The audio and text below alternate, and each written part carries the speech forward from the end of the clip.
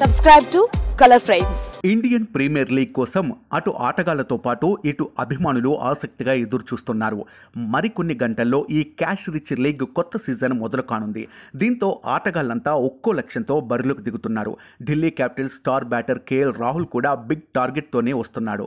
IPL 2025కు సిద్ధమవుతున్న KL Rahul జట్టు అవసరాల కోసం మరోసారి తన బ్యాటింగ్ స్థానాన్ని మార్చుకోనున్నాడు. టీమిండియా తరపున ఓపెనర్గా 3వ స్థానంలో మిడిల్ ఆర్డర్, లోయర్ ఆర్డర్ స్థానాల్లో బ్యాటింగ్ చేసిన రాహుల్ ఈసారి ఐపీఎల్లో ఢిల్లీ క్యాపిటల్స్ తరపున 4వ స్థానంలో బ్యాటింగ్కు రానున్నాడు.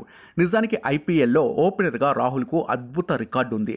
కానీ జట్టు ప్రయోజనాల కోసం ఓపెనర్గా కాకుండా మిడిల్ ఆర్డర్లో రాహుల్ బ్యాటింగ్కు రానున్నట్లు తెలుస్తోంది. Jake Fraser McGurk, Faf du Plessis, Abhishek Porel top ఆర్డర్లో ఉండటంతో మిడిల్ ఆర్డర్లో ఆడాలని రాహుల్ భావిస్తున్నట్లు తెలుస్తోంది.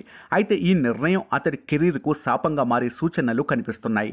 ఎందుకంటే 2026లో జరగనున్న టీ20 వరల్డ్ కప్లో ఆడాలని అనుకుంటున్న రాహుల్ తిరిగి టీమిండియా టీ20 జట్టులోకి రావాలని అనుకుంటున్నాడు.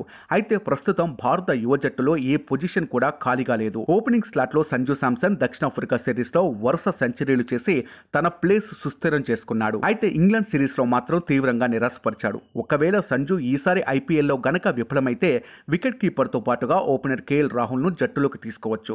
కానీ ఐపీఎల్లో రాహుల్ మళ్లీ మిడిల్ ఆర్డర్లో ఆడితే టీమిండియాలోకి ఎంట్రీ ఇవ్వడం కష్టమని, ఢిల్లీ క్యాపిటల్స్ కోసం కేఎల్ రాహుల్ ఇంత పెద్ద రిస్క్ చేయాల్సిన అవసరం లేదని క్రికెట్ విశ్లేషకులు అభిప్రాయపడుతున్నారు. ఇదిలా ఉంటే వేలంలో 14 కోట్లకు కేఎల్ రాహుల్ను దక్కించుకున్న ఢిల్లీ క్యాపిటల్స్ కెప్టెన్గా ఎంపిక చేయాలని భావించింది. కానీ అందుకు రాహుల్ సుముఖత చూపకపోవడంతో అక్షర్ పటేల్కు తమ జట్టు సారథ్య బాధ్యతలను ఢిల్లీ యాజమాన్యం అప్పగించింది.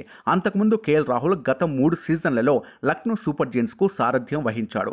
అయితే ఐపీఎల్ 2025 మెగా వేలానికి ముందు రాహుల్ను లక్నో ఫ్రాంచైజీ విడుదల చేయగా అతడి స్థానంలో రిషబ్ పంత్ను 27 కోట్లకు కొనుగోలు చేసి లక్నో సూపర్ జెయింట్స్ తమ జట్టు కెప్టెన్సీ బాధ్యతలు అందించింది. వీడియో మీకు నచ్చినట్లయితే ప్లీజ్ లైక్ చేయండి, షేర్ చేయండి, కామెంట్ చేయండి.